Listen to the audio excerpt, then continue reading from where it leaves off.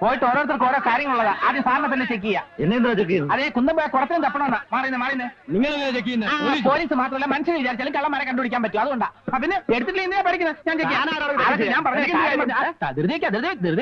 ഞാൻ കാര്യം പറഞ്ഞോട്ടെ. ഞാൻ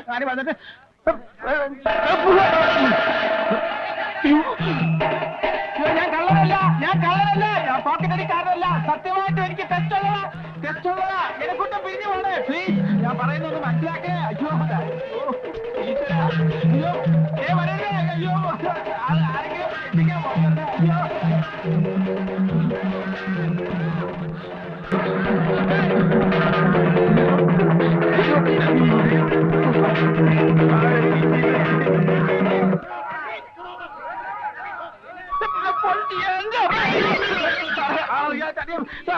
കാര്യം പറഞ്ഞിട്ടാണ്.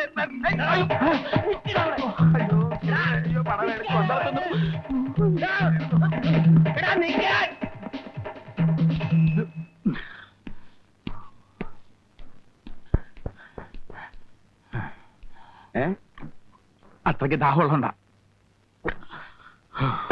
ഒരു ചായ 2 ഗ്ലാസ് വെള്ളം എനിക്ക് കിട്ടുമ്പോ തിരിച്ചു തരാമേ. മോനെ എത്ര നാളാണോ നിന്നെ തെരഞ്ഞെടുക്കുന്നത്? കാശ് ഞാൻ പിന്നെ തരാം.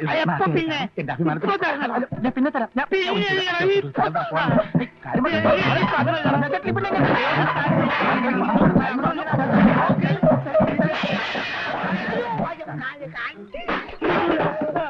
വിടൂല, ഇന്ന് വിടൂല. അവിടെ നിന്ന് എനിക്ക് പൈസ കുറച്ച് തരാം. എടാ പൈസ കുറച്ച് അവിടെ നിൽക്കേ. ഈ രീതിയിൽ നീ എങ്ങോട്ട് പോകാനാടാ? നീ ഹെലികോപ്റ്ററിൽ പറക്കാൻ. ആടാ നിന്നെ വിടൂലടാ.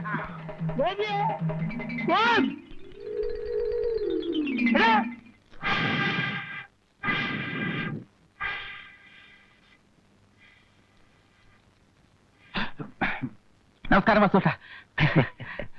ഗോപിയെ ഇതുവഴി കണ്ടിട്ട് കുറെ ആയല്ലോ. നേരം കിട്ടണ്ടേ? കടപൂട്ടി വീട്ടിൽ എത്തുമ്പോ തന്നെ 9 മണി കഴിയും. എന്തായി പെങ്ങന്മാരുടെ കല്യാണമൊക്കെ ശരിയായോ? 2-3 അന്വേഷണങ്ങളൊക്കെ വന്നിരുന്നു. ജാതകം ചേരാത്തോണ്ട് ഒന്നും നടന്നില്ല. ശരിയാ, കല്യാണം എന്നൊക്കെ പറഞ്ഞ ഒരു വിധിയല്ലേ? സത്യമാണോ വാസുട്ട പറയുന്നത്? അല്ല, ഗോപി വെറുതെ വന്നതാ? ഉവ്വ്, ഔസേപ്പറ്റ മുതലാളിയുടെ വീട് വരെ വന്നപ്പോ ഇവിടെ ഒന്ന് കയറിയിട്ട് പോവാന്ന് കരുതി.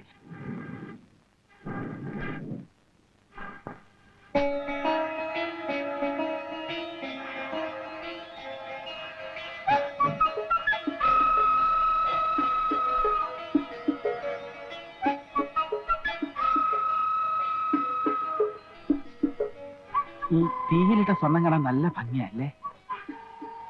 സാധാരണയായി വാസുട്ടൻ ഇവിടുന്ന് സ്വർണം ഒരുക്കി കൊടുക്കാറുണ്ടോ? എന്താ ഉരുക്കാൻ സ്വർണം ഉണ്ടോ കയ്യില്? അല്ല, നമ്മൾ ഈ പത്രത്തിലൊക്കെ വായിക്കാറില്ലേ, 2 കോടിയുടെ സ്വർണം പിടിച്ചു, 3 കോടിയുടെ സ്വർണം പിടിച്ചു എന്നൊക്കെ. ഇതൊക്കെ എങ്ങനെയാ വിറ്റ് കാശാക്കുന്നതെന്ന് ഒരെത്തും പിടിയും കിട്ടുന്നില്ല. ആവശ്യമില്ലാത്ത കാര്യം ഓർത്ത് എന്തിനാ ഗോപി തല ഉണ്ടാക്കുന്നേ? ഞാനും അത് തന്നെ ആലോചിക്കുന്നത്. ആവശ്യമില്ലാത്ത ഓരോ കാര്യങ്ങൾ ഓർത്ത് നമ്മളെന്തിനാ തല പുണ്ണാക്കാക്കുന്നത്?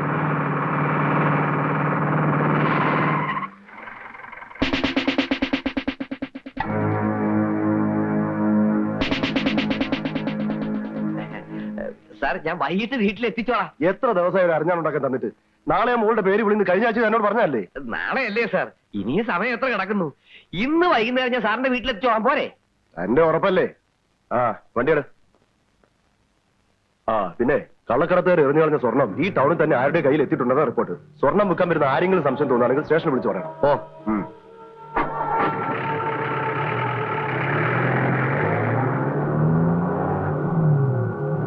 ചെക്കൻ അന്ന് രാത്രിയില് താമസിച്ചു വന്നപ്പോ മുതല് ഞാൻ ശ്രദ്ധിക്കുന്നതാ ഒരു മാറ്റം. മനസ്സിന് പിരിമുറുക്കുണ്ടാവും, വിഭ്രാന്തി ഉണ്ടാവും, ഗോവിന്ദേട്ടൻ വസ്തു കൊണ്ടുപോകുന്നുള്ള പേടിയും എല്ലാം ഉണ്ടാവും. 100-200 പവൻ കൊടുത്ത് ഇന്ദുവിനെ കെട്ടിച്ചയക്കുമെന്ന് പറഞ്ഞതായി എനിക്ക് മനസ്സിലാവാത്ത. സ്വബോധം ഇല്ലാണ്ടായ പിന്നെ പറയുന്നതിന് വല്ല അർത്ഥം. മോഹൻ ഇവിടെ വന്നിരുന്നു. നീ കടയിൽ പോയിട്ട് കുറെ ദിവസമായെന്ന് പറഞ്ഞല്ലോ അവൻ. ഞാൻ ആ ജോലി വേണ്ടെന്ന് വെച്ചു. എന്താ കാരണം? കാരണമൊന്നുമില്ല, എനിക്ക് തോന്നി. ദിവസവും കിടന്ന് മരിച്ചു പണിതാൽ എന്താ കിട്ടുമെന്ന് എനിക്കല്ലേ അറിയൂ. എന്റെ കുട്ടി, ഇന്നത്തെ കാലത്ത് ചെറുതാണെങ്കിലും ഒരു പണി കിട്ടാന്ന് വെച്ചാ. അമ്മാമ പേടിക്കണ്ട, സ്വന്തമായിട്ടൊരു കട ടൗണിൽ തുടങ്ങിയാലെന്ന് ആലോചിക്കാൻ ഞാൻ. അതിനൊക്കെ പൈസ എത്ര ഉണ്ടായാലാ? അതൊക്കെ ഉണ്ടാവും. എവിടുന്ന്? ഈ ഉമ്മർത്ത് ഇങ്ങനെ ഇരുന്ന് 4 നേരം സുഖഭക്ഷണവും കഴിച്ച് ജീവിതം തള്ളി നീക്കിയാല് അതൊന്നും മനസ്സിലാവില്ല. അതിന് ബുദ്ധി വേണം, ബുദ്ധി. ഉള്ള സ്ഥലം വിറ്റ് നിന്ന് ജീവിക്കാൻ ആർക്കും പറ്റും. ഗോപി, ആരും എന്നെ കൊണ്ടൊന്നും പറയിക്കണ്ട.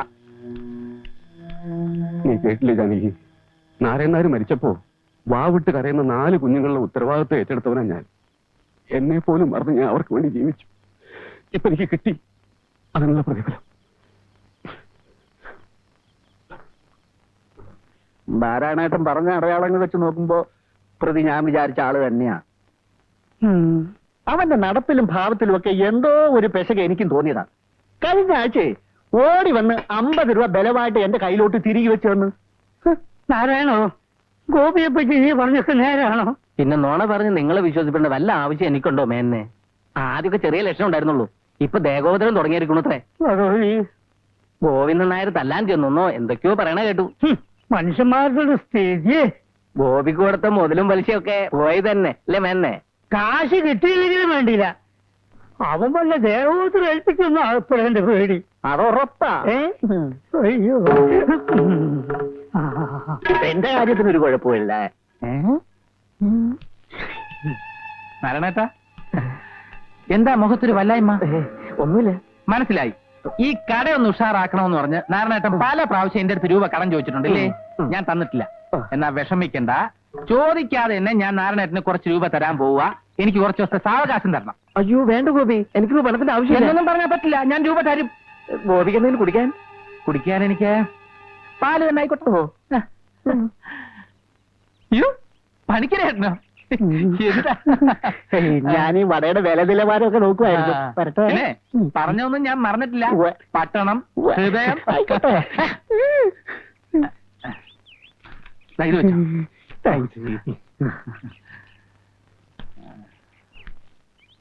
വേഗം വേണം. മേനോൻ ചേട്ടനോ?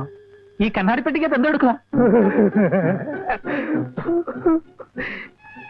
ഞാൻ ചേട്ടനെ കാണാൻ കാത്തിരിക്കായിരുന്നു. നമ്മുടെ പൈസയുടെ കാര്യമില്ലേ? പൈസ വേണ്ട. വരാം. ഗോപി, പാല്. ചേട്ടാ, വല്ല വഴിയിരിക്കാം. അതല്ലേ?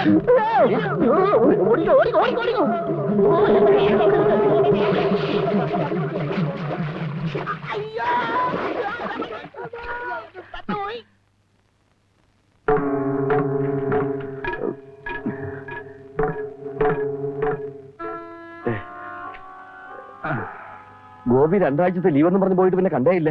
കുറച്ച് തിരക്കിലായിപ്പോയി അവസ്ഥപ്പച്ച. പിന്നെ ഈ ജോലി അങ്ങ് വിടാനുള്ള തീരുമാനത്തിലാ ഞാൻ. വേറെ വല്ലതും മനസ്സിൽ കണ്ടിട്ടുണ്ടോ ആവോ? വേറെ വല്ലതും കണ്ടുവയ്ക്കാതെ ജോലി വിടാൻ എനിക്ക് എന്താ ഭ്രാന്തുണ്ടോ? ഞാൻ വെറുതെ ചോദിച്ചതാ. ചായയോ കാപ്പിയോ? ഒന്നും വേണ്ട. ഞാനേ ആ അബൂബക്കറിന്റെ ഹോട്ടലിന് വില പറയാൻ വേണ്ടി ഇവിടം വരെ വന്നതാ. മിക്കവാറും കച്ചവടം ഉറപ്പിക്കും. ഒരു തെറ്റുമില്ല. പക്ഷേ ആ ഹോട്ടലിനെ ഒരു തുണിക്കടയാക്കി മാറ്റാനാ എന്റെ പ്ലാൻ. എന്താ അവസ്ഥപ്പച്ചന്റെ അഭിപ്രായം? വളരെ നല്ല അഭിപ്രായം. മോനേട്ടാ, പറഞ്ഞൊക്കെ ഓർമ്മയുണ്ടല്ലോ, മാറ്റം ഉണ്ടാവരുത്.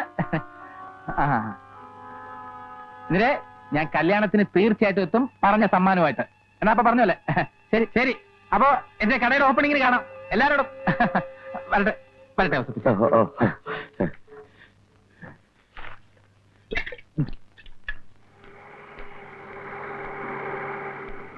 ഗോപി, ഗോപി, അവിടെ നിന്നേ. ഗോപി എന്ന് കാണാൻ ഞാൻ എത്ര തവണ കടയിൽ ചെന്നറിയോ? എനിക്ക് അല്പം തിരക്കുണ്ട്, നമുക്ക് സൗകര്യം പോലെ പിന്നെ കാണാം. അവിടെ നിൽക്ക് ഗോപി. ഹെഡ് ഓഫീസിൽ നിന്ന് വെരിഫിക്കേഷൻ കഴിഞ്ഞാൽ പേപ്പേഴ്സ് എല്ലാം എത്തിയിട്ടുണ്ട്. ഗോപി വന്നാ പൈസ വാങ്ങിയാ മതി. ലോണിന്റെ കാര്യം സാറി പറയണേ? അതെ, അത് ശരിയായി വന്നപ്പോ ഞാൻ എന്തുമാത്രം സന്തോഷിച്ചെന്നറിയാമോ? പിന്നെ എനിക്ക് ചെറിയ ഹെൽപ്പ് വേണം. ഞാൻ KFC ചിട്ടി പിടിച്ചതിന്റെ ജപ്തി നോട്ടീസ് വന്നു. ഒരു അഡ്ജസ്റ്റ്മെന്റ്, കുറച്ച് എമൗണ്ട് കടമായിട്ട് തന്നാ മതി. ഞാൻ തിരിച്ചു തന്നോളാം. കൊല്ലംകോട്ടെ രാജപ്പന് മീൻ വളർത്തുന്ന 2 ലക്ഷം രൂപ ശരിയാവുന്നുണ്ട്. 25 കമ്മീഷൻ. ഗോപിയുടെ അവസ്ഥ എനിക്കറിയാവല്ലോ. സാറേ, ഒരു 10-25 ലക്ഷം രൂപ ഫിക്സഡ് ഡെപ്പോസിറ്റ് ആയി ഞാൻ സാറിന്റെ ബാങ്കിൽ ഇട്ടാൽ സാറിന് പ്രൊമോഷനോ അങ്ങനെ എന്തെങ്കിലും കിട്ടാൻ സാധ്യതയുണ്ടോ? ഗോപി കളിയാക്ക. കളിയാക്ക്. ഒരാഴ്ചക്കുള്ളിൽ ഞാൻ സാറിനെ വന്ന് കാണുന്നുണ്ട്. 25 ആണോ 50 ആണോ ഇടേണ്ടത് അപ്പൊ തീരുമാനിക്കാം. ഇപ്പൊ ഇത്തിരി ധൃതിയുണ്ട്. പിന്നെ ലോൺ അങ്ങ് ക്യാൻസൽ ആക്കിയത്, അല്ലെങ്കിൽ ഏതെങ്കിലും പാവങ്ങൾ കൊടുത്തേക്ക് പോട്ടെ. അപ്പൊ ഔസേപ്പച്ചൻ പറഞ്ഞത് നേരാ. ഇത് വട്ട് തന്നെ, മുഴുവട്ട്.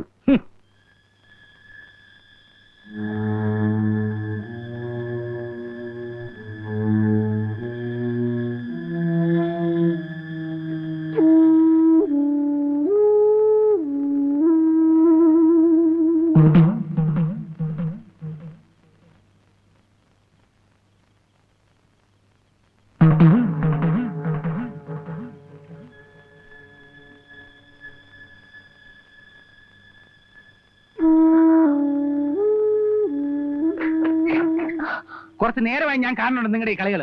അവിടെ നിന്ന് ഇവിടുന്ന് എത്തി നോക്കാൻ വേണ്ടി മാത്രം ഇവിടെ ഇപ്പൊ എന്താ ഉണ്ടായത്? ഞങ്ങള് വെറുതെ മനുഷ്യനെ സ്വൈരായിട്ടൊന്ന് ഉറങ്ങാൻ കൂടി സമ്മതിക്കില്ല ചില.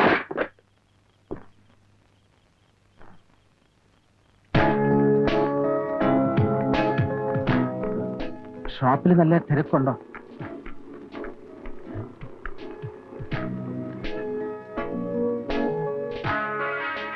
ആ. ഒരു കാര്യം സംസാരിക്കാനുണ്ടായിരുന്നു. സംസാരിക്കാം.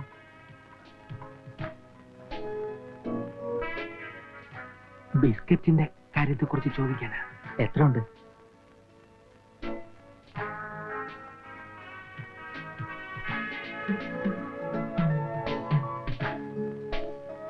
എത്രണ്ണം ഉണ്ട്? കയ്യിൽ തന്നെ ഉണ്ടല്ലോ അല്ലേ?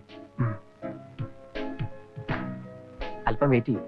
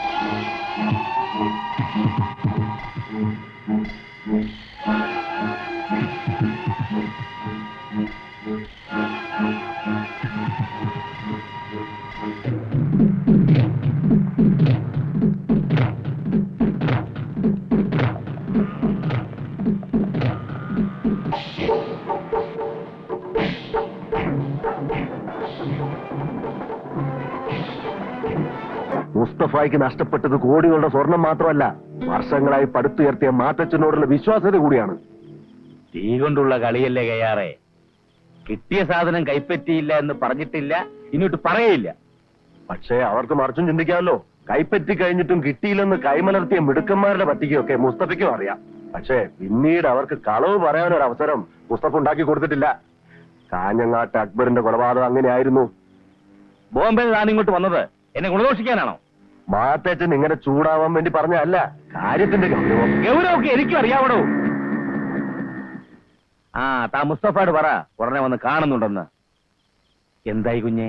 ഇൻഫർമേഷൻ ശരിയാണ് സർ. ടൗണിൽ ഒരു ചെറുപ്പക്കാരൻ സ്വർണം വിൽക്കാൻ വേണ്ടിയുള്ള ശ്രമത്തിലാണ്. കുഞ്ഞയാളെ കണ്ടോ? സർ, സ്വർണ്ണക്കടയിൽ നിന്ന് ഇറങ്ങി ഓടിയപ്പോഴാണ് ഞാൻ അയാളെ ഫോളോ ചെയ്തത്. പക്ഷേ ഒരു പള്ളിപ്പെരുന്നാളിന്റെ പ്രദക്ഷിണത്തോട് ചേർന്ന് അയാൾ മുങ്ങി. അതുകൊണ്ട് അന്വേഷണം നിർത്തി